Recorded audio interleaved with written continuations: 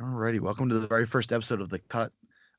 On today's episode, the debut episode, I have a really special guest, probably one of my favorite interviews I've ever done personally, with singer-songwriter CJ Solar. Guy has a great southern rock sound, southern rock country blend, and he gives really great answers, and I'm really excited for you guys to hear this.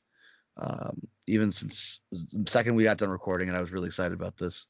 So I hope you guys enjoy episode 1 of The Cut. It's a podcast that's gonna show you a little bit, give you a deeper look at who these people are behind what you may see on social media and in the public eye, as well as maybe some up and comers and people you may not know yet. So I hope you enjoy episode 1 with my conversation with CJ Solar. Check it out. Subscribe, rate, review, all that fun stuff. Enjoy. Here it is, episode 1, CJ Solar. So I'm here with the incredibly talented CJ Solar. CJ, how you doing, man? I'm doing great, dude. Thanks for having me. No problem at all. How you been dealing with all this COVID stuff? Just writing here on Zoom a lot. I actually did my first show in forever last week. It was acoustic, and there were, distance with tables over in South Carolina, but it was really nice. Just getting to sing the tunes, and I had my guitar player Stevie come play with me. So, we had a lot of fun, and man, it just felt really good getting back out. But hoping that hopefully before too long we can start getting back out there again. Yeah, man, that's one of the things that I know I miss the most. My friend actually mentioned a concert today, and I'm like, oh, I miss it. Yeah. How many people were at that show? They had it limited to like 125 people, but I don't know if they had it 4-person to a table, but you had to get a whole table to come. Okay. Some tables only had 2 or 3 people, so it was.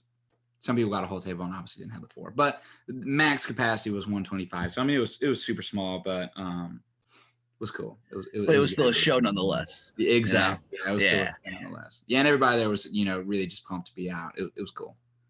What was your last show before this?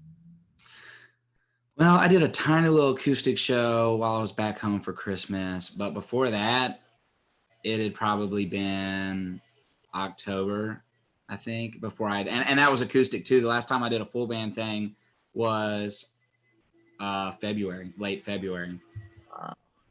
Almost a full year. Dude, I know.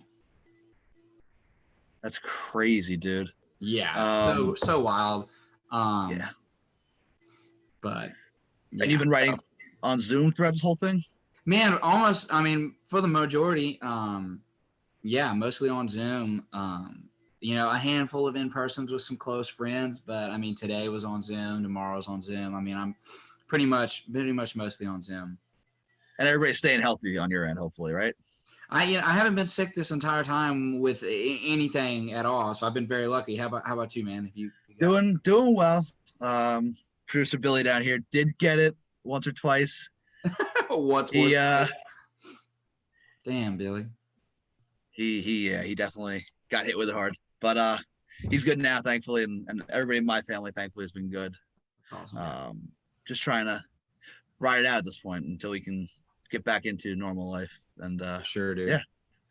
But let's get into you a little bit. And you're born in Louisiana, right? Born and raised? Yeah, I was born and raised in Baton Rouge, and then I moved to Nashville right out of high school, and been up here a little over 10 years, about 10 and a half years now. So yeah, pretty wild.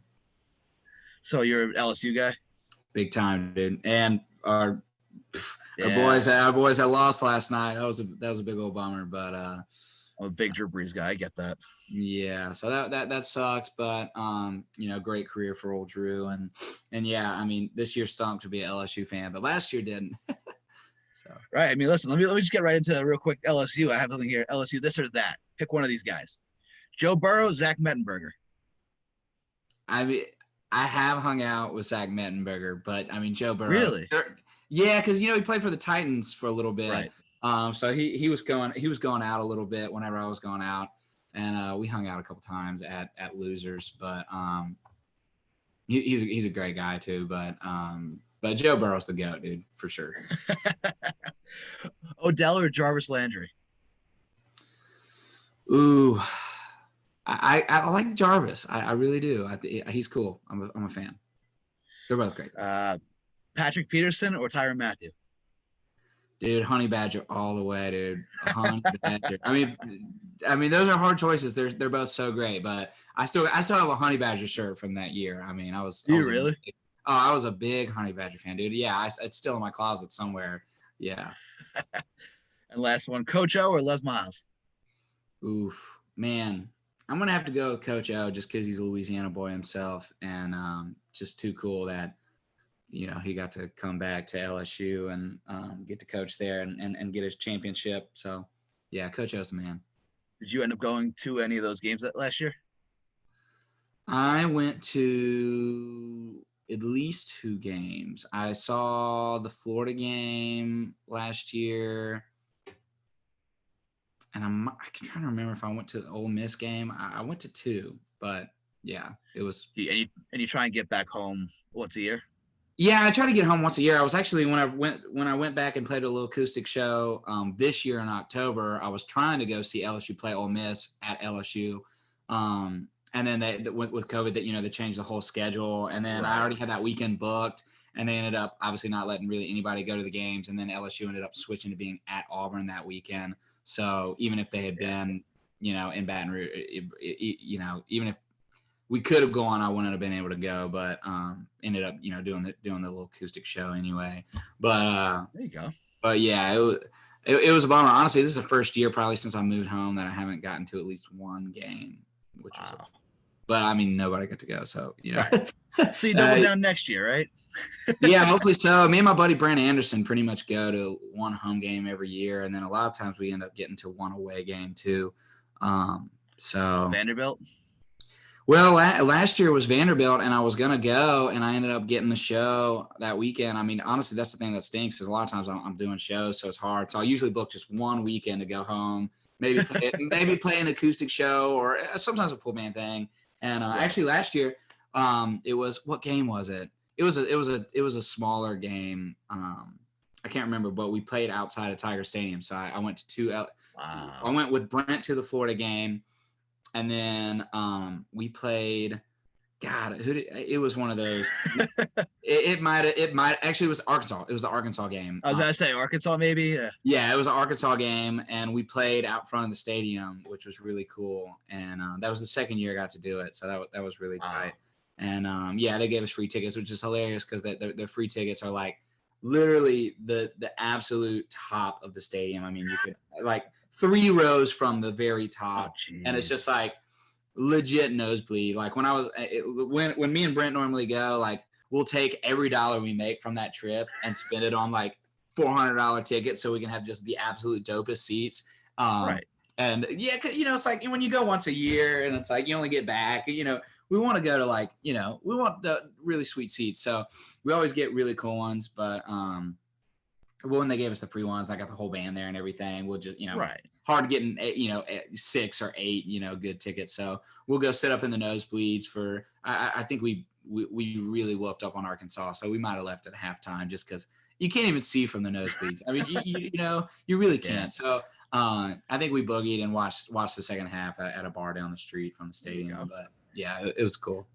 So is playing outside Tiger Stadium like a bucket list thing for a guy growing up in Baton Rouge? It was, dude. It really was. I mean, and it's still freaking cool.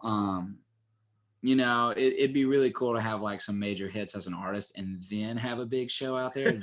And they have a big show called they haven't done it in a year or 2, but Bayou Country Superfest was like a big, just country festival that they were doing in Tiger Stadium, and I went a couple years. I mean, I think the first year I went, it was like Taylor Swift. I think Taylor Swift opened for Keith Urban, or maybe Keith Urban opened for Taylor Swift. She might have been that huge. I don't remember, but they had like 2 or 3 nights. And I think, one year I saw Brooks and Dunn. Wow. FGL did it when they were huge. I mean, there's been a bunch of big ones. Actually, they might have been smaller and opened for like somebody else back then. It's been a long time, but that's in the stadium. It's in the stadium. So that's been a bucket list thing, but they haven't actually done it for a year or 2. I think LSU was having some remodel. They were redoing the stadium like a year or 2 ago during the summer, so they couldn't end up doing it. And then they had something else weird happen, and then COVID. And there's just like, so it's been like 2 or 3 years since they've actually been able to do it. But right. But yeah, that would be the real goal, to play in Tiger Stadium. The outside one's really cool too. It is awesome. We do have a blast doing that. There you go. And you mentioned, having a couple big hits under your belt. And you have as a songwriter mostly too, which was what you went to school for. You went to Belmont for songwriting. Yeah, so I technically went to Belmont and got a songwriting degree. What kind of classes do you have to take to get a songwriting degree? Well, so a lot of English. Man, they kind of, it's weird because it's really just a Bachelor of Arts or Science or whatever, but it's mostly in the music business program, but you don't get a business degree. So instead of like macro, micro economics, accounting, you replace those with songwriting classes. But then everything else is music publishing, copyright law, a lot of the more music business focused music business classes we had to take. Right. And then instead of just the basic business degree classes, we're placed with either, we did music theory, and then a couple different audio classes, and then just songwriting class. So about once a year there was a songwriting class, and then a handful of other little, songwriting based classes, but not really. It wasn't just all songwriting all the time. There was all kinds of other stuff, but heavily music business focused. I mean, we had to intern, and actually that's how I ended up getting a publishing deal. Was I interned at the company I'm at now, Seagale, that Brad Paisley. They actually just sold, and Brad Paisley's actually not an owner anymore, but still pretty cool that you got your first publishing deal under Brad Paisley. Yeah, super cool. So yes, super freaking cool. And I interned there, and about 2 weeks in, there was a guy, Mike Owens, who was my first champion in town, who was just like, hey man, like 2 or 3 weeks in, he was just like, hey dude, just to be cool, we listen to all the interns' music, and you seem cool. If you got any songs, we'd be happy to listen to them. And I was like, I got a CD right here. So like a couple days later, he's like, hey, come into my office, play me that CD. So I came in and played him all. He's like, I got time for like 1 or 2. And he ended up listening to like 7 songs. And I was like, dude, these are really cool. You mind if I show them to the owners? And I was like, duh. And like 3 days later, they called me and were like, hey, can you come in early tomorrow? And I came in, and they're like, hey, we want to sign you. And I was just like, no way. It was cool. It was crazy. That's as an intern. Yeah, I mean, I was like 3 or 4 weeks into my internship when they offered me that deal. So it was my last semester. So I graduated. So they signed me like February 15th was like my signing date. But I finished that semester. I was mostly taking night classes so that I could intern anyway. Right. So it kind of went from sitting at the front desk to writing a little bit more as the internship went on. And then as soon as I was graduated, it was full on 5 days a week, writing at least once a day. And, you start meeting, they start hooking you up with all the other new writers. That's where I got hooked up with guys like Hardy and Jake Mitchell, Jameson, Hunter Phelps. All these guys were all brand new at that time. So we kind of all got hooked up. Brandon Anderson, Smith Honquist, Jordan Brooker, all these guys. Some of them were at Seagale, some of them were at other companies. And they're just, just start hooking you up with these, with new cats, and then, start hooking you up with some older writers too. But those guys usually want you to like figure out what you're doing a little bit before they stick you in the room with a Hall of Famer. But I did get in with one of my favorite people of all time, Bob DiPiero, like my first year. And he's been one of my absolute favorite people in the world, especially to write with. And that was cool. But yeah, man, it's I don't know how I got off on that tangent, but yeah, Belmont. But no, it's like you're reading my notes at this point, because I have written down. You and Hardy do a lot together. You guys are writing a ton of stuff, or you have written a ton of stuff. It looks like. Yeah, man, we've written a ton of songs. I mean, he's so busy now doing his artist thing that we don't see each other as much as we used to. But actually, he had played bass guitar in my band for a couple of years because we were just really. I had a bass player quit, and we were writing once a week, and we were writing like every Wednesday. And on like during our co-write, my bass player texted me and he was like, "Yo, bro, I'm not gonna be able to make it to the show this weekend." I was like, we leave like tomorrow. I was like, what am I supposed to do? And Hardy was like, how long do y'all playing? I was like, man, we're opening for like Chris Cagle or something. And, it's like 45 minutes set. And he's like, I'll do it. Hell yeah, come on. So he hopped in the van and then ended up doing it for like over 2 years. And I mean, we were still writing every week and you know, still homies. But yeah, he's just the whole time it was like, dude, what are you doing playing bass with me? You're so freaking talented. Like, you got to do your own stuff. And he's like, oh, yeah. It was just a matter of time, you know. He was just kind of, you know, we were just having fun, and he was writing, and yeah. That's hilarious, actually. That he was essentially working for you almost, since you were right. That's kind of how it is. In the industry.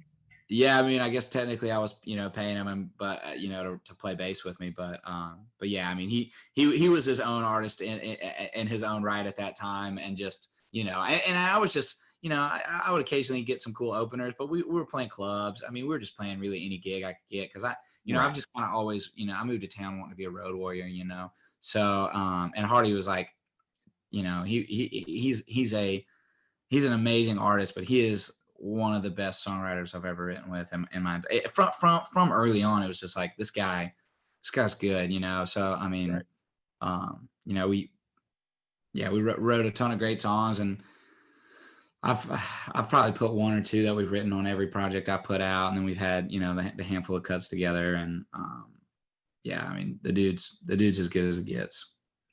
I mean, I know you. I just saw today, actually, Spotify now gives songwriting credits, I've noticed.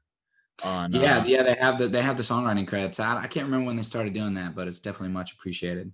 So I saw "Coming My Way" was a one done by you, Hardy, and Jake Mitchell. Yeah, that was a so every week was me and Hardy for a couple years, and every other week was me, Hardy, and Jake. So, you know, twice a month it'd be me, Hardy, and Jake, and then the other two times we'd bring in somebody else random. But yeah, Jake's a hell of a writer, producer, you know, player. Dude plays every instrument. He's actually, Jake, I think, has played. Jake a couple times would fill in whenever I had somebody not in my band, and I think Jake has played every instrument with me. I think he's played drums, bass, and guitar. At some point. The dude's just freakishly talented. He's a beast. So when you wrote "Coming My Way," I think that was your single recently, right? I think it was. Yeah, I had that one out as a single last year. I think it was before Watered Down Whiskey, technically. But yeah, we had a fun music video we did for that song. Yeah. Was that a song, as you guys were writing, you're like, this is my song, I want this one? I mean, I definitely thought it was like right up my alley, because it's, you know, anything that's got that little bit of that rock, kind of southern rock edge is always kind of, that's just got my name written all over, you know. So as we were writing, I was like, this thing's got my name on it. And actually, that one was a little bit of an older one, and for some reason I ended up not doing it. I think we had that one for a minute, and right before I was going in, we wrote American Girls together, another one of mine, and I think I ended up bumping it because I just loved American Girls, and it was so brand new, and we were about to hop into the studio. And then right before the last EP, I just was like, dude, what am I doing sleeping on Coming My Way? This song's awesome. Hardy's dad, that's like his favorite song we ever did. He was always like, when are you doing it? You got to do it. So I know he was stoked whenever I eventually put that one out. But yeah, it was a ton of songs. Just Another Day in the Country from my first EP I wrote with those two guys. So yeah, me, Hardy, and Jake got and then some Girls for Jameson. That was a me, Hardy, and Jake co-write too. Right, and that went #1 back in November, if I remember correctly. I think it was November, yeah, but yeah, it's so crazy, dude. That song's actually pretty old. So so stoked our buddy JMO, you know, picked it up and believed in it, and had, you know, Sony believed it, and they took it all the way. So crazy, dude. Is there a song that, you know, you wrote that you're especially proud of, that you feel doesn't get enough recognition like it should? Like, there's like a song like yeah, obviously, you know, Up Down went #1, Some Girls went #1. I Don't Drink Anymore is on Jason Aldean's new record.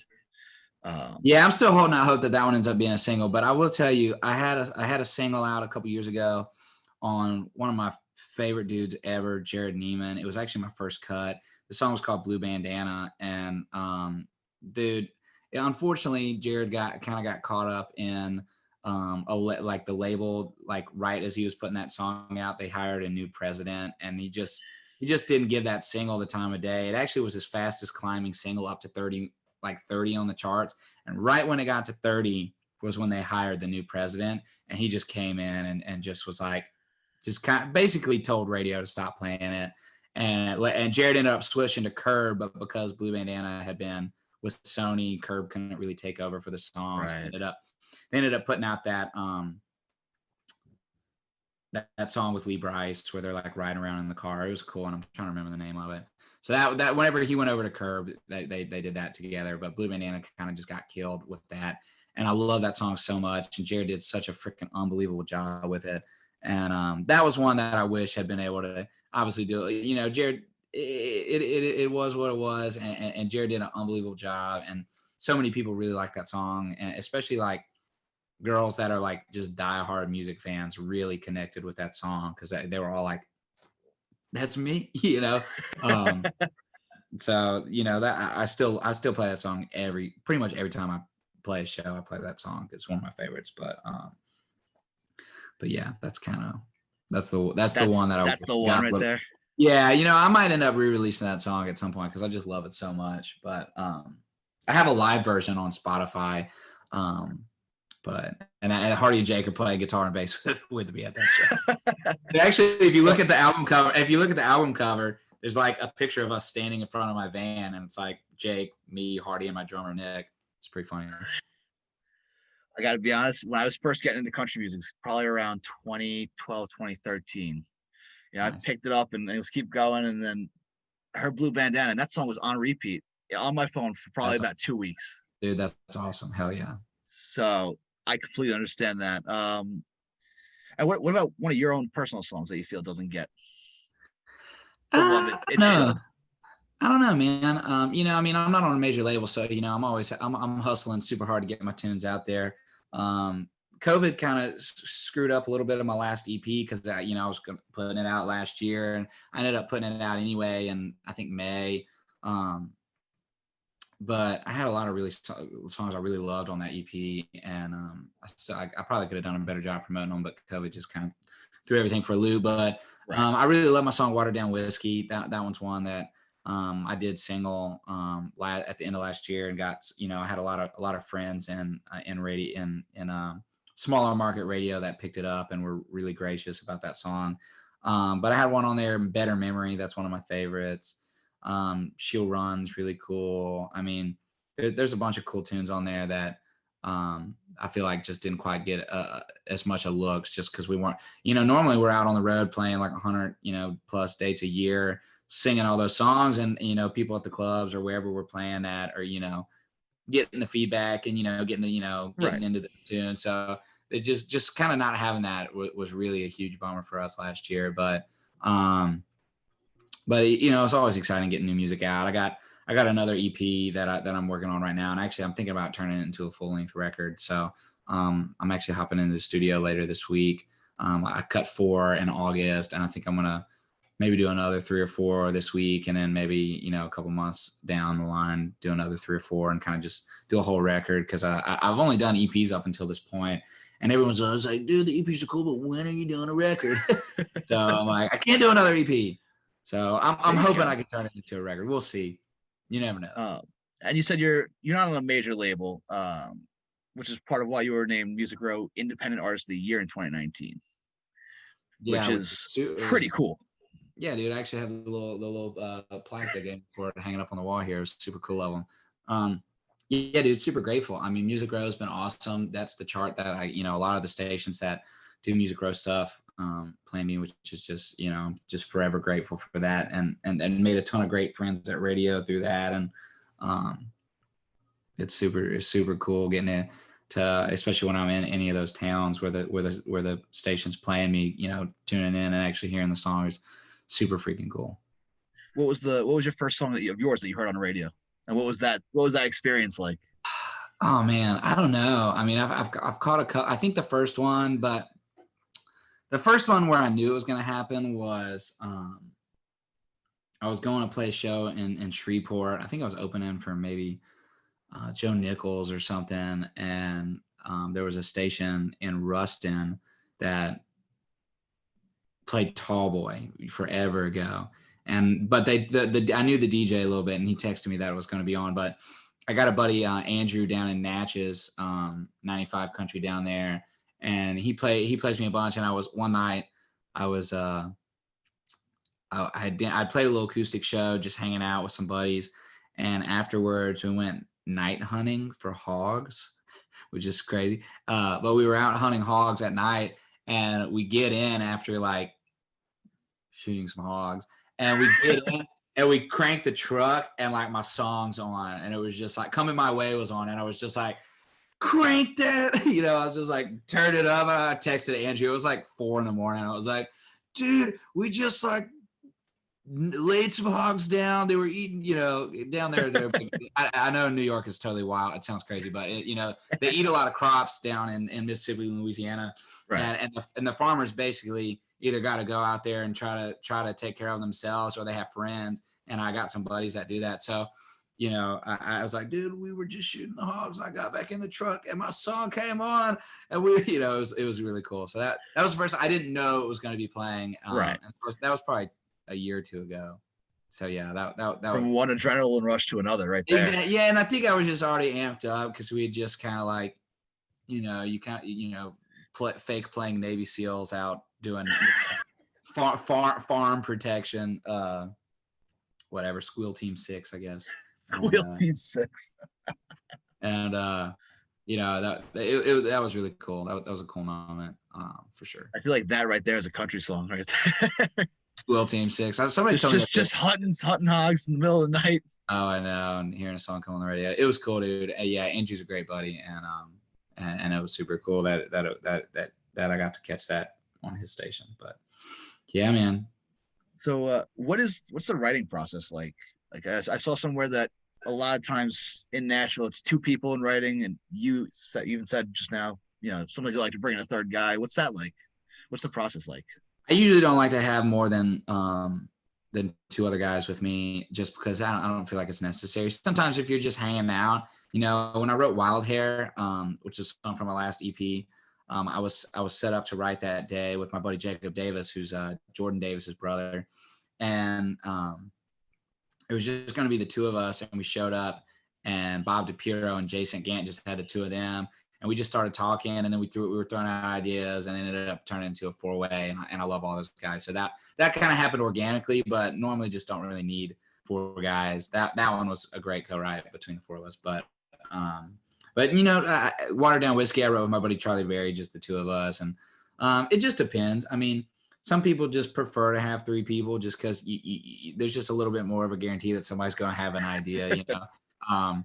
But like today I wrote with my over Zoom with 2 of my buddies from Louisiana, Jim McCormick and Blake Griffith, who are both super awesome. And Jim's had a couple number 1s, and Blake's a younger guy who he's on Hallelujahville, that new song on Tim McGraw's last record. Great song. And we wrote something really cool that I'm thinking about recording this week, actually. But yeah, I don't know. The process is just kind of, I mean, just throw some ideas around, start playing music, start singing. It's honestly like, however you can imagine, like if you didn't know how to write a song, just being like, okay, well, like here's a guitar. Okay, you set a title like beer drinking. Okay, cool. Well, how would that sound? I've been beer drinking. You know, you're like, and then you go, okay, that's not cool. You know, you just start playing stuff, right, singing over it, and then all of a sudden you're trying to like, okay, well, how's it? You know, usually just from doing it like 1,000 times already, the more you do it, the better you get, the easier the stuff comes out. And you kind of just, I don't, there's some people that'll sit there and think for like 3 days on the same song and like nitpick every single word. And that's just never been me, dude. I always say that there's people that you got your head songwriters, which are those guys, and you have your heart writers. And I joke that I'm a heart writer because I'm just like, let it flow, just throw it. Whatever comes, like a monkey just throwing shit at the wall and seeing what sticks. And yeah, that's kind of usually more of my process. Is just so you start with just an idea, not like a line, not a riff, more of an idea. Sometimes it's a riff. Usually a title. A title is the base, almost always the initial basis. And then it's like, okay, well, what's that title feel like? What does that song feel? How does that song feel? And then usually start playing something on guitar or maybe have a drum loop or something. Not really. I don't really do drum loops, but some people do, and then it's like, just to get a groove going, but like, okay, we need this needs to be a fast song, or this is a really sad idea, probably going to be slow, so just try to figure out what it's going to sound like. And then, just start singing stuff and see what sounds good. And, hope about 3 or 4 hours later that you got something that's actually pretty cool. I mean, I read an article written about you in The Boot, where you said, the quote is, "It's cool that the genre is known for really being, even though the joke is that we're all hillbillies, still being the Shakespeare's of music." Yeah, man, I forget saying that, but yeah. I've been listening to country music for a little while. I mean, it really does seem like you guys just know common man terms, essentially, where it's people are relatable. Yeah, I mean, that's the greatest part about country music, is that, I mean, it's the everyday person's music. I mean, there's nothing like, I mean, we're singing mostly about real life stuff, whether it's hanging out at a bar, hanging out in the country, heartbreak, love lost, love gained, all that stuff's just normal guy stuff. It's not, like crazy rock and roll woo, it's just seems really relatable to real life people, which is cool. And I guess that's obviously kind of what Shakespeare was doing, just telling stories about real stuff and real life. Yeah. It's cool. Trying to find new ways to say regular life stuff. There you go. I also read somewhere that Up Down, song that Morgan Wallen cut that went #1 with Florida Georgia Line, was written, the second verse was written through a group chat. Yeah, so we actually wrote that song, the first half of the song, and then we didn't end up finishing it until like a year later. And it was mostly over text. I mean, we never got together to finish that second verse. We were just kind of like texting back and forth, and eventually, we kind of landed on something. I mean, it's a really quick little second verse there. Yeah, I mean, it just kind of, I don't remember how it really came together, but I don't think we ever really got together in person to finish it. And Hardy was like super amped on that song because he was like, really wanted to be for him. And because he was about to cut some stuff and try to kind of figure out what he was doing. And that's right. He played, him and Brad both played the Key West Songwriters Festival right as he was in like the middle of recording that song. And Seth, who now manages Hardy and Morgan, was also managing FGL at the time, and heard them play that song and was like, dudes, this song's awesome. Can I have this for Morgan? And Hardy was like, yeah.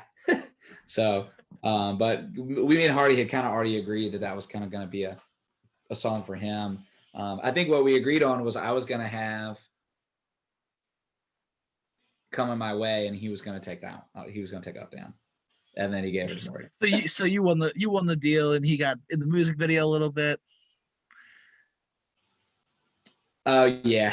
Well, him and Morgan, because him and Morgan ended up, I mean, obviously everybody knows it, but him and Morgan ended up becoming like absolute best friends, kind of through Morgan getting that song and Seth becoming a big fan of Hardy's and kind of hooking them up to write a bunch. And I mean, as amazing of an artist as Morgan is, Hardy is a huge part of his sound.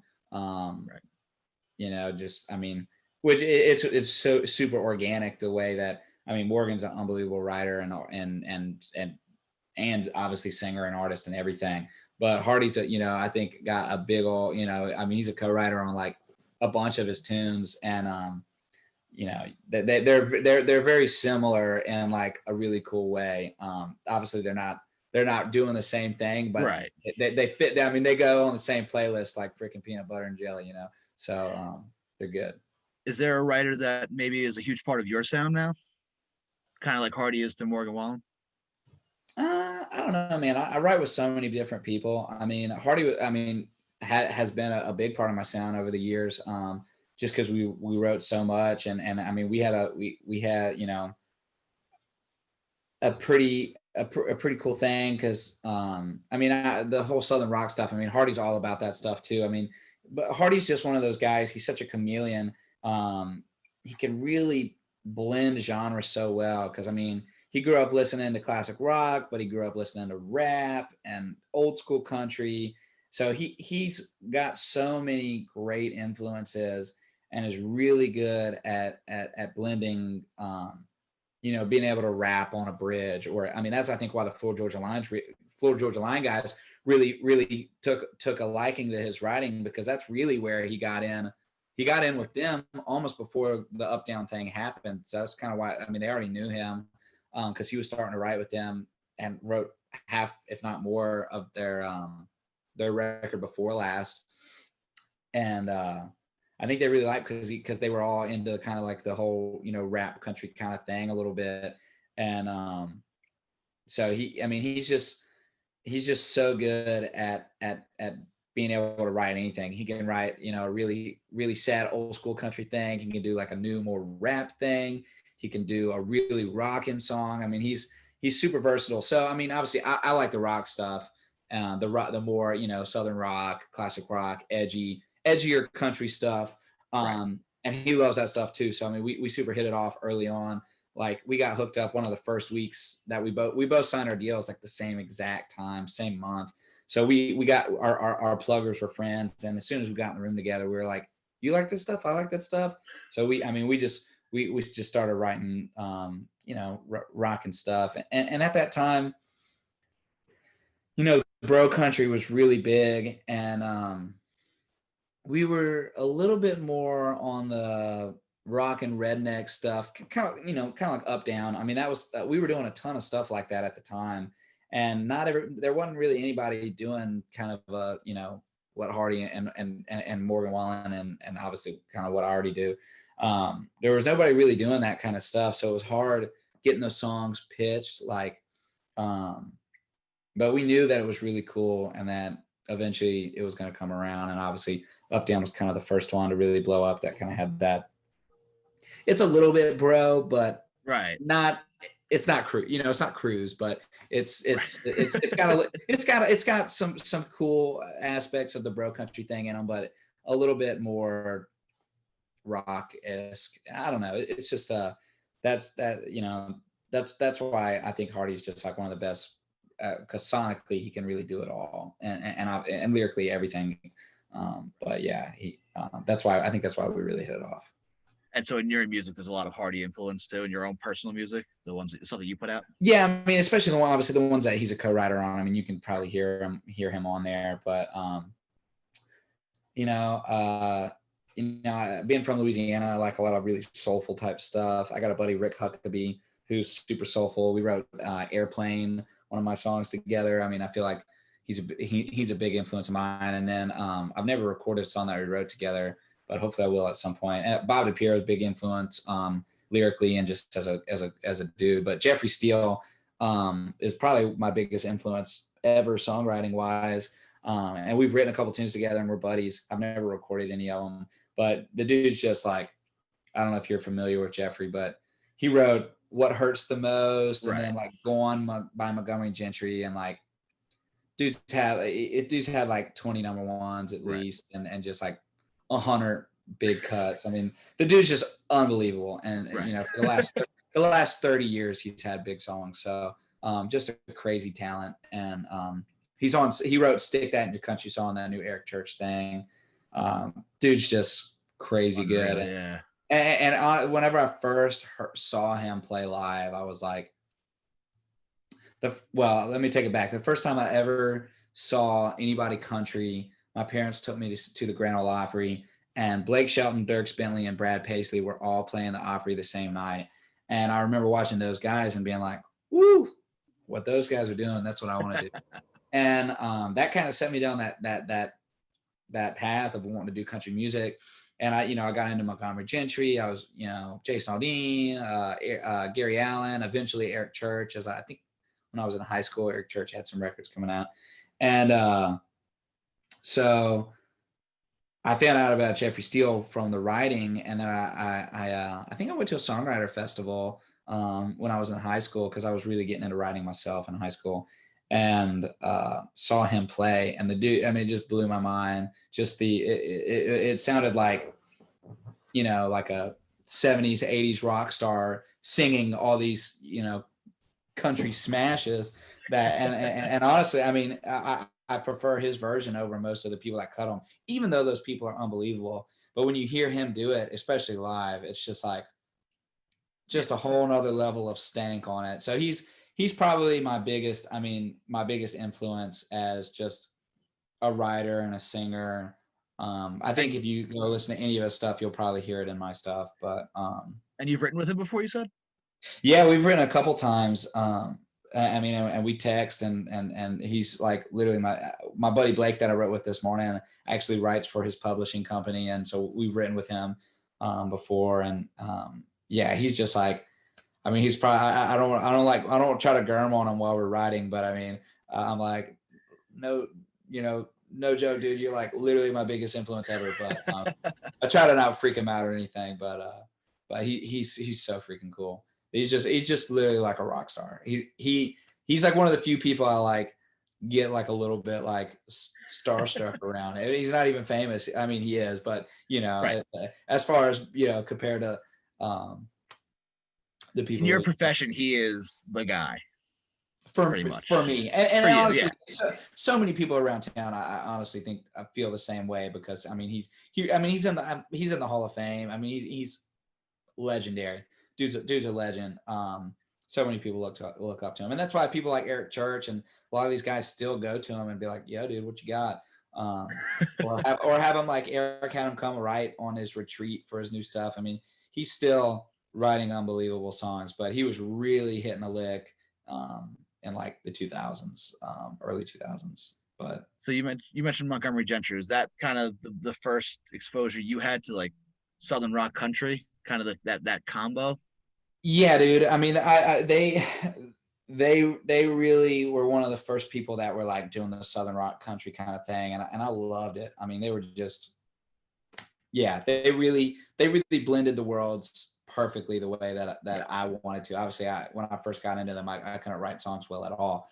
But and Jeffrey was a big part of their sound, and I think he produced some of their stuff too. But just they were awesome, and I loved everything about Montgomery Gentry, and I mean still listen to their records. It's so good, such great songs. But yeah, I mean that's one of the reasons that they're definitely one of my biggest influences, because of the whole Southern rock, like sonically. Yeah for Did you sure. get to meet either of them? I was supposed to open for them like a week or two after Troy passed away. I was at the Blue Note up in Ohio. It was going to be, I mean, I was so looking forward to it. I mean, that's the circle the date on the calendar. You texting all your buddies, get up there. Yep. I had a ton of friends in Ohio who were so stoked to come see me play too. And they were like, dude, this is going to be like the most epic concert ever. And I was just like crushed. I mean, obviously selfish, not because I wanted to play that show, but also just crushed because I mean I know that they I mean they were still putting out music. It was a little after their heyday, but man, just such huge influences on me as an artist. So sad still, but yeah, I think I met Eddie in passing, but never gotten to hang out or write or do anything. But yeah. Now, is there like one of their albums or a different album that you can kind of just point to and say, that's what it is? That's the one for me. That's where I got it. I don't know if it was a particular album by any means.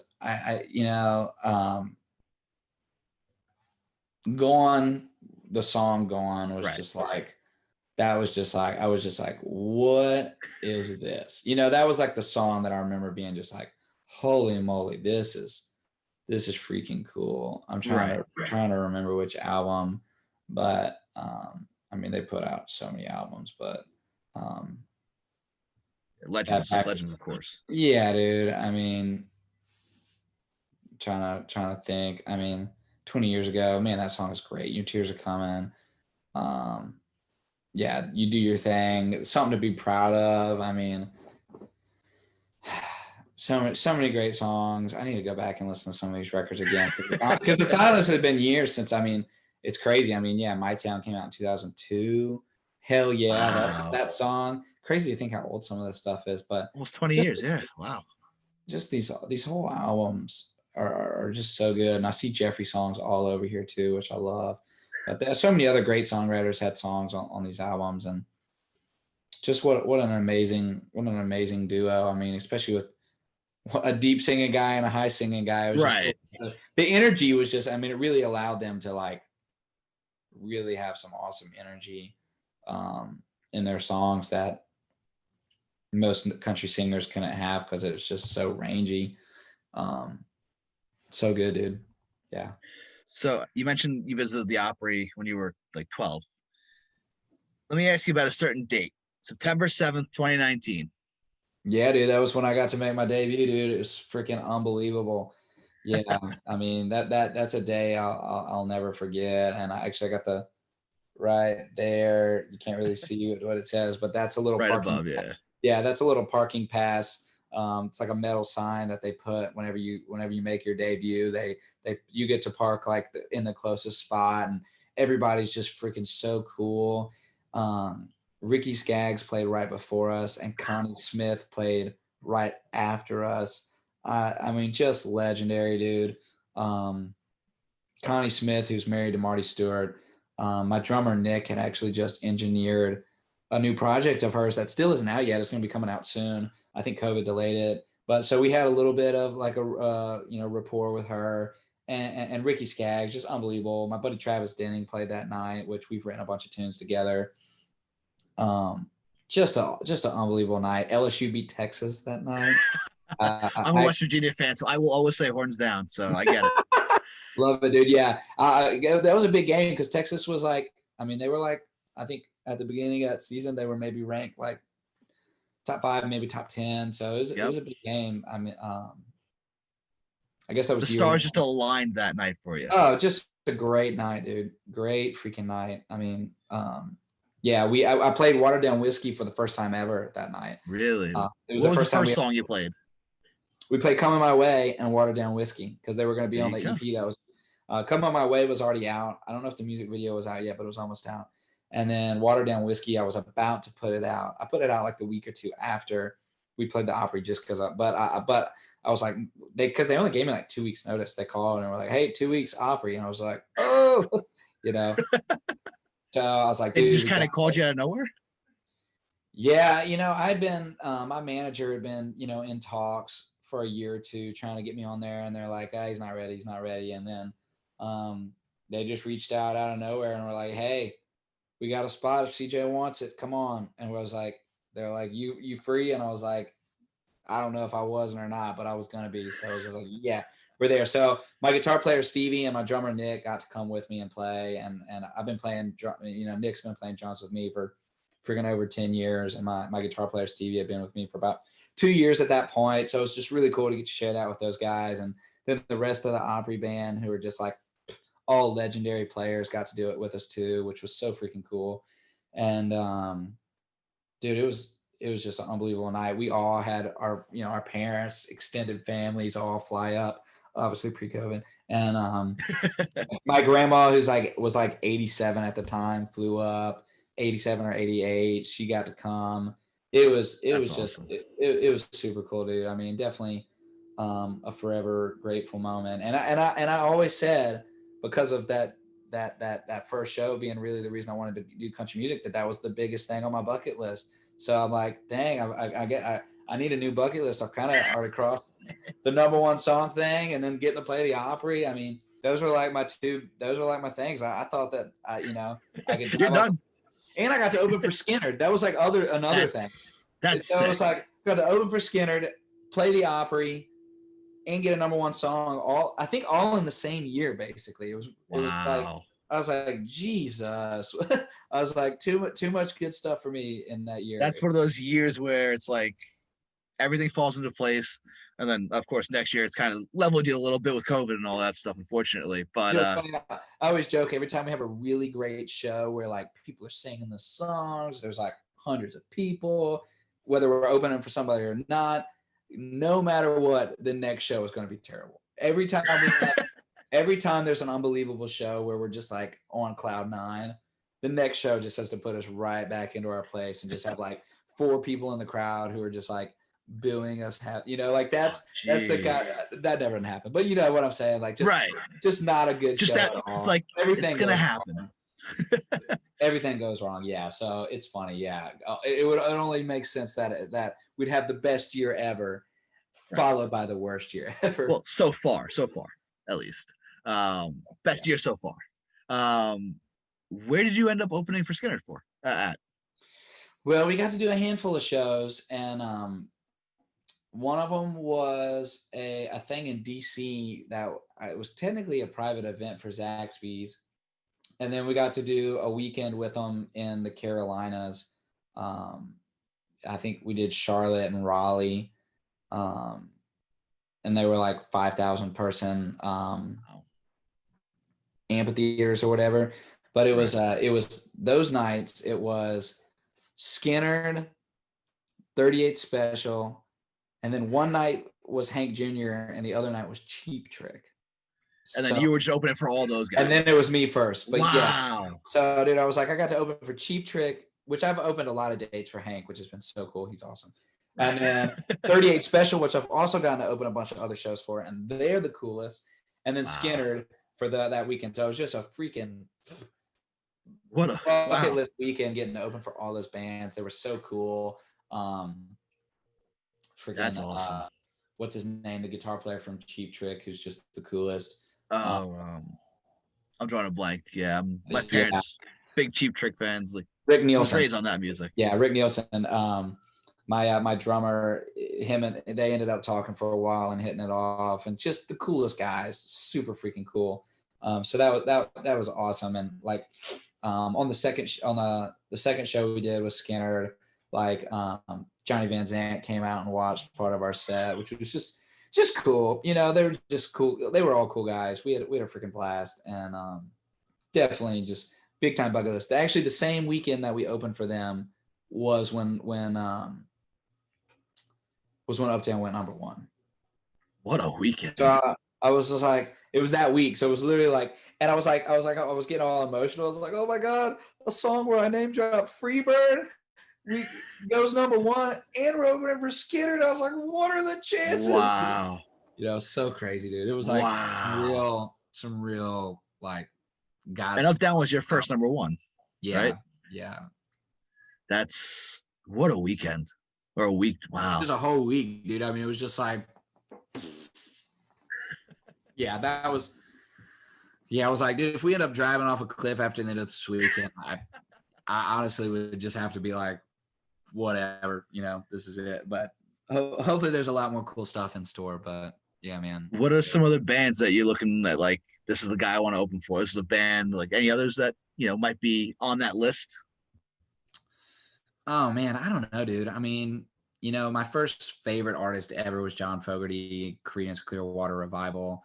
I've still never gotten to do anything with him, which I don't know how much he gigs. He's getting up a little older up there, but huge fan of Creedence. So that would be a cool thing. I don't know, dude. I mean, there's so many great artists I'd love to play shows with. I mean, so many modern people with Jason Aldean, Eric Church. I've got to do a lot of shows with Gary Allen, and he's the freaking coolest. I've loved getting to do shows with him. 2019, and then in 2019 also got to do a bunch of shows with Chris Jansen, who's freakishly talented. Love getting to play with him. I don't know, dude. I mean, it's just been really crazy. I mean, there's so many great artists out there that I love getting to share the bill with, and especially as an opener, it's so cool when you get to share your music with their fans, and then they, you can tell that like it's just, when it's right, and like the Gary Allen fans are like really my fans too. So it's so cool that I got to be there, and Gary was so cool. I mean, we opened for him like, I don't know how many times, like 20, 30 times in 2019. And we did a lot of dates with Gary, and his whole crew like almost became like family. I mean, just great dudes.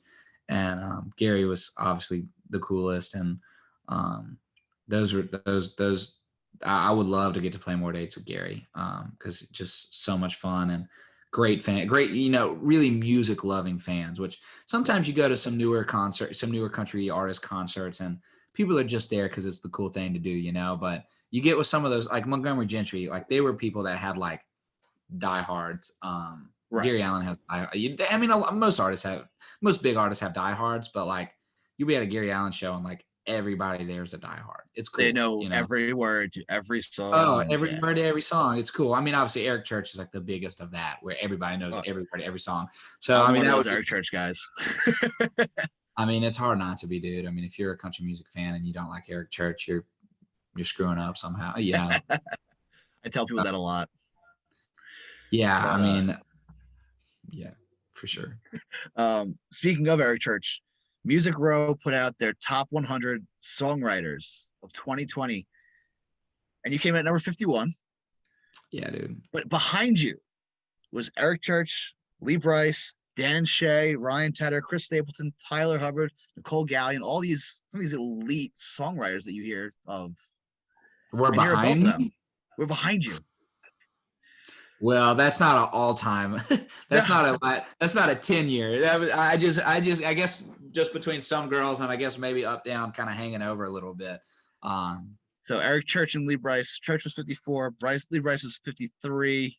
Wow. You had Sam Hunt at 58. Stapleton at 72. Tyler Hubbard at 89. Nicole Gallion at 93. Chris Jansen at 98. They must have just had a downer year in 2019 or something, or 2020, I guess. Yeah, I don't know, man. That's unbelievable. I mean, I never even really knew about that list until I saw the top 20 and I saw Hardy was number 2 and I was just like, my boy, and, super stoked for that. And then somebody sent it to me and it was like, yo, scroll down a little further. And I was like, oh snap, that's me. My buddy Jake Mitchell, I think it's like 14 on there because he had 2 number ones last year. So Jake, I was so stoked for my boys. Those were like obviously super tight with them, and they had 1 beer, and then Hardy's had like a freaking million, But Jake was on 1 beer too, so I was so stoked for him because he had his first and second like within a month. I was like, dude, 2020 is your best year ever, bro. Like, I mean, because I've known this guy for so long. I mean, I remember, eating Chipotle and worrying about getting the guac, so it's like really cool for those guys to, for everybody to get a little bit of success and, not have to sweat getting the guac or not. Is there a song right now that, you've written either recently or back when that you're kind of looking at like, that's going to be the next one. That's going to be the next number 1. I don't know, dude. It's so hard to predict them because, it really takes like so many things going right. The artist loving it, the label loving, the management loving it. I've got some songs in the wings, but it's just so hard to know. I hope I Don't Drink Anymore ends up being a single, but he might not do another one from that record. He might end up skipping to the next record. It's just really hard. Fantastic song, by the way. Thanks, dude. I appreciate that. It's one of my favorites that I've been a part of, and I wrote it with like 2 of my freaking favorite legendary Nashville songwriters, Neil Thrasher and Kelly Loveless. Just absolute freaking beasts of writers, and was so gracious to get in the room with those guys, and that's one of my favorites. I'm still holding out hope that it'll be single, but I have a feeling it's probably not going to be. But I love that song, and I got a big old, honestly, was last year was kind of tough because it's hard to get into the studio, and I don't write with a ton of track guys, so I normally demo a lot of songs, and I didn't really get to demo anything last year because it's hard to get in the studio. I hopped in there in August just to record my EP, or about an EP's worth of tunes. But other than that, I didn't get into the studio at all last year, which was a super big bummer.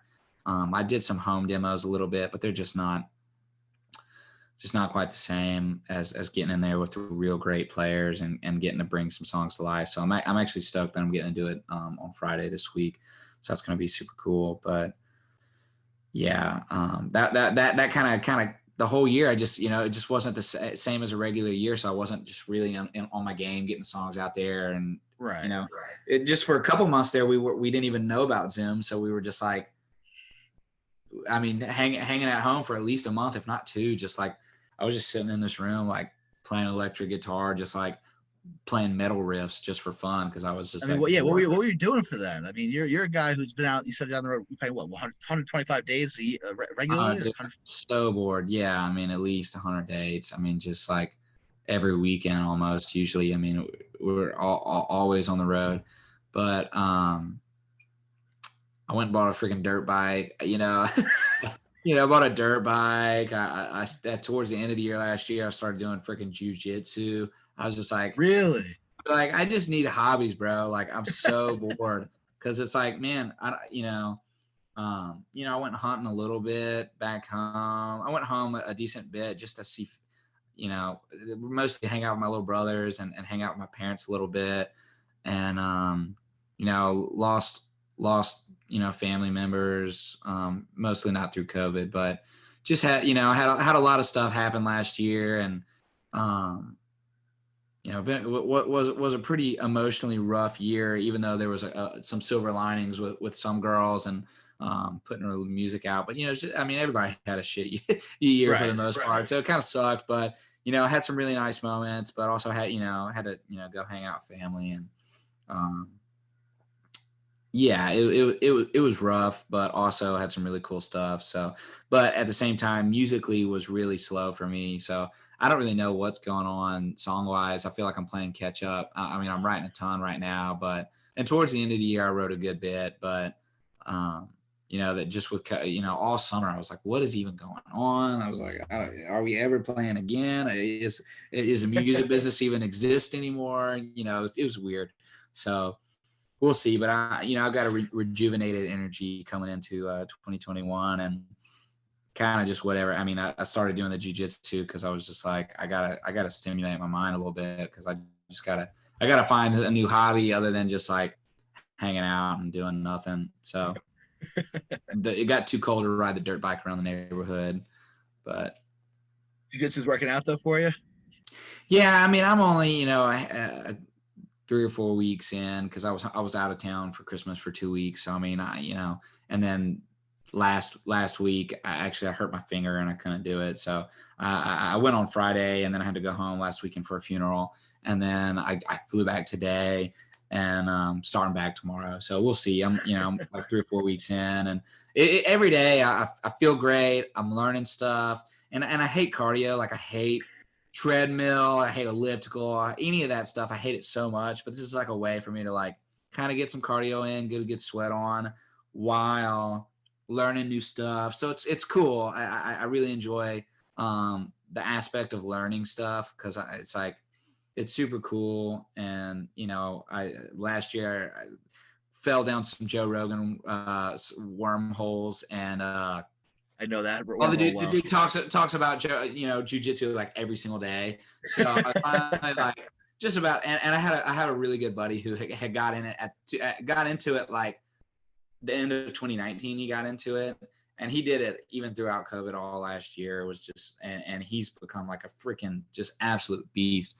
And I was like, bro, I really want to get into that. And he's like, come with me, dude. Like, I'll introduce you to everybody. There's my buddy Jeremy McComb. He's an awesome artist. But he was like, and first day, I mean, it's just crazy seeing how good. And he's only been doing it a little over a year, but the dude is a really good and just super inspiring. All the stuff he does and to be able to squeeze that in. So he goes at 6 a.m. So that's when I'm going with him, which is absolutely brutal. I gotta get up at like 4:45 to get over there on time. And are you a morning guy? No, dude. I normally sleep till like 10. So I'm having to change my entire life to try to squeeze jujitsu into it. But but I was like, I gotta start getting up early anyway. I mean, it's just, once we start getting on the road again, it'll probably be hard to. But I was like, man, who knows when we'll be like definitively on the road all the time again. I was like, this is the perfect time. While I don't know, I've never had COVID, but I was just like, I can't sit around and do nothing anymore. I got to get out and help get in shape, because that's just gonna keep you healthier from getting it anyway. Kind of just staying active. So I'm trying to do stuff that's active, and I'll do that, take the dog for a walk, brainstorm on ideas, getting into a co-write at like 10 or 11. By the time I'm done at 2 or 3, I've already accomplished a ton for the day, can freaking eat an early dinner and go to bed like a grandpa. Yeah, man, your dog is adorable, by the way. Oh, yeah, old Cliffy. Yeah, What kind of dog is he? He's a gold doodle, the most basic white girl dog ever. I got him from my girlfriend. He's a little over 2 years old, but he's a great dog. I love having him. He's adorable. I'd be remiss if I didn't ask a Nashville songwriter about the Bluebird. Have you had any experiences with it, or? I've played there probably between 10 and 20 times for sure. What's that like? It's cool. I mean, it's just it's a legendary spot. Everyone's always cool. It's fun. It's really cool when you can play there with your friends. I've done both, where I've just played with people I didn't really know that well, and then I've had rounds where it was me and 3 friends, and it's so fun getting to play writers rounds when you're with your friends. You all know each other's songs. You wrote songs together. I'm sure I've played it with Hardy. You're playing songs together. Singing harmonies with each other. It's really special. I don't really like seeing shows there to be there that to be honest, because it's so cramped and like you're banging knees against whoever at the table you're sitting with. It's because they try to squeeze it. It's not a COVID friendly place at all, because they got everybody just freaking slam packed in there. But it's obviously just a legendary spot, and it's super cool to get to play there. I know a lot of people kind of look at it as music. Is the food good there? It's all right. I definitely want to go there for the food by any means, but I feel like that's something that a lot of people overlook, is that it's actually a restaurant too. What's next for CJ Sullivan? Man, I mean, trying to figure out my next release on music. I got my Seagull deal is coming up this year, so I got to figure out either coming into a new deal with them or seeing what else is in store, and who knows. Obviously I want a major record deal one of these days, so that'd be really cool to try and figure. Just I'm still just wading through the music business world here. I love my Seagull team and the fam and everybody, so just gotta figure everything out and see what Nashville has in store for the Siege, and I don't know, dude. But I love being a songwriter here, and the whole community is great, and super fun getting to freaking play music for a living. Just so blessed, and I don't know what's in store, to be honest. It's kind of a scary time, because the way last year was and coming into this one, and yeah, I really don't know. Honestly, this is one of the first times in my life where I've been like, man, I've just come off some really cool success. You've been really blessed, and kind of have a big question mark on the future. I really don't know. It's like, got some cool songs in the works and got some records of myself I'm working on, but I really don't know. But I know that once shows are able to happen, we're gonna be on the road.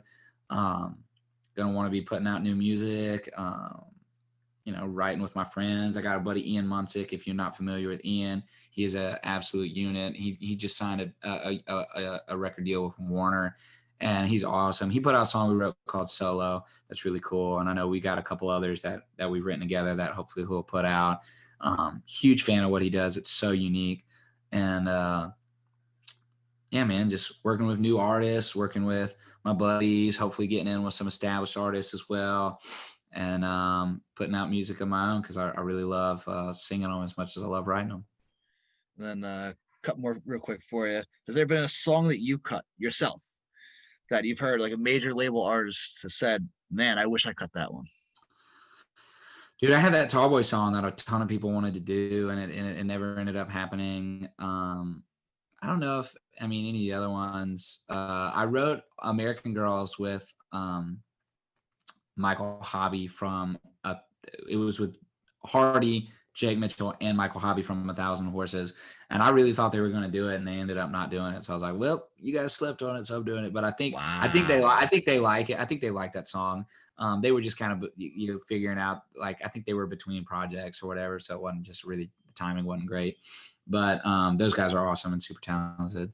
But I don't know, man. I mean, usually, there's been songs that Some Girls and Between You and Me, a song I wrote for Justin Moore that all kinds of artists had on hold and everybody's wanting. And then for some reason or another, they don't end up happening for one or two artists. And then somebody else picks it up. And you hear that all the time with like Blake Shelton snags a song and Jason Aldean wishes he would have had it. I don't know. I mean, who knows? But I know that I had a hold. But most of those artists end up giving it up, and it's like, well, you snooze, you lose. But hey, not every song works for every artist, and you got to find the right home. Do you get calls when it's saying, "Hey, listen, Dirks wants to put a hold in your song"? Is that what or is it just saying, "Hey, an artist wants to hold in your song"? They'll tell you what artist it is, but usually they're not calling. They got people for that stuff, so they'll there are people who usually tell my people that they want the song, and then you can kind of just wait and see what happens, whether they whether they end up doing it or not. Sometimes they won't even tell you, and you'll just be like, you'll see the track listing come out, and they'll just say, "Oh, it's not on there." It's like, okay. By the way, we need your credits for this. Yeah, for sure. Usually they'll tell you the day they record it though. Like you'll usually find out. And a lot of times you'll find out that they went in the studio that day and they never told you that your song made it. So you can usually assume that it didn't get recorded. But sometimes they go, "Hey, well, we're not done with the album yet," So you'll go, "Okay, well then we'll wait." And so you just never know. They always want to keep all that stuff really on the hush. So it's hard to predict, what's really going down all the time. But yeah, it's pretty crazy. My brother wants me to ask, is there a song on the radio right now that you wish you wrote? Man, to be honest, I don't even keep up with like hardcore with what's exactly on the radio at the moment. It's like I'm trying to even remember what's on the radio right now. I'm gonna pull up a chart real quick. Let's see what's on there right now. Is it that way with a lot of songwriters? They kind of just don't keep up with what's on the radio. They just kind of. I mean, I listen to all kinds of stuff for fun, and obviously, I hear what's on the radio, but I forget like what's actively on the charts right now. I might forget, songs that like obviously like all the Morgan stuff, that Seven Summers, all that stuff is so good. Brothers Osborne, I love what those guys do. Miranda Lambert, her whole new album was unbelievable. I was a huge fan of that. I don't know, dude. I don't know if there's any like songs that like are on the radio that I'm just like are like my favorite songs of all time. I mean, there's a ton of really solid stuff on here. I have some good friends that were a part of that Champagne Night Lady A song. I really like that song, but you get biased when you have friends, right? But that is a great song. I do love that song, but yeah, I mean that Morgan Seven Summers thing is really unbelievable. I definitely wish I could have been on that one for sure. Who isn't a Morgan fan now though? Right, exactly. The dude's just. It's either him or Luke Combs, right? They really are like the freaking. I don't even know, like the Garth Brooks and the. I don't even know who's as big as Garth. I guess nobody. Like George Strait, Alan Jackson. Yeah, the George Strait and Alan Jackson of our time period. It's crazy, dude. Crazy. Let's do a little country music, this or that, and then I think that's all I have on my notes. Actually, Carrie or Miranda? Miranda for sure, dude. Which Luke you got, Brian or Combs? Wait, which look? Which Luke? Oh, which Luke? Oh, dude, I don't know. I mean, I've always been a big Luke Bryan. I've always thought Luke Bryan was cool, so I'm gonna go with Luke Bryan. Fiddle or acoustic guitar? Acoustic guitar. Arena shows or theater shows? Ooh, that's tough, dude. I mean, I like to rock, so definitely arenas. Number one song or number one album? Number one album. Yeah, dude, big time. All righty. So you want to just let everybody know where they can find you on socials? I'm under CJ Solar for everything, man. I'm mostly Facebook, Instagram, Twitter a little bit. I'm on TikTok, but I'm too old, dude. That stuff's like that's below. I mean, I'm not. That's like Gen Z or whatever. I guess I'm technically a millennial, so I have a hard time getting on the TikTok, but I'm trying. But yeah, my website, cjsolar.com. On a regular year, we got tour dates on there and merchandise. I got little neck gaiters for covering your face for everybody wearing masks. And Do they push up against the beard? Yeah, I mean, I wore one all weekend and back home because it's just easy to pull them up as opposed to having to like, especially when you're wearing like a beanie like this when it's cold and you gotta like pull it up to put stuff behind your ear. Just hate messing with that stuff. So yeah, the ones where you just pull up is super easy. But yeah, dude. Check me out. Appreciate you having me, dude. If you're ever in the Northeast, let me know. Love to get to a show of yours. Hopefully Hopefully we'll get back. What part of New York again? I'm on Long Island, so Jones Beach Amphitheater is the big one right there. Oh yeah, dude. I had a roommate from Long Island, Mark Fuhrer. I don't know if you're familiar with Mark, but he's a country writer. He had a Kane Brown cut a couple years ago. And he's from Long Island? Yeah. I'll have to look into that. Yeah, he just moved to LA a year or two ago to kind of do more. He ended up randomly getting some pop stuff going, so he kind of moved to LA to kind of chase that. But we were homies for a long time. But cool dude. But yeah, he's from Long Island for sure. Yeah, I'll have to check him out. Yeah, dude, look him up. Hey man, it's been a pleasure. I know you and I spoke a couple years ago too on my radio show. Yeah, and, dude. Listen, you're always welcome if you ever want to jump on, promote new music or anything. Let me know. Yeah, dude. We'll love that. To have you. Hell yeah, bro. I appreciate it. Take care. All right, man. Stay safe.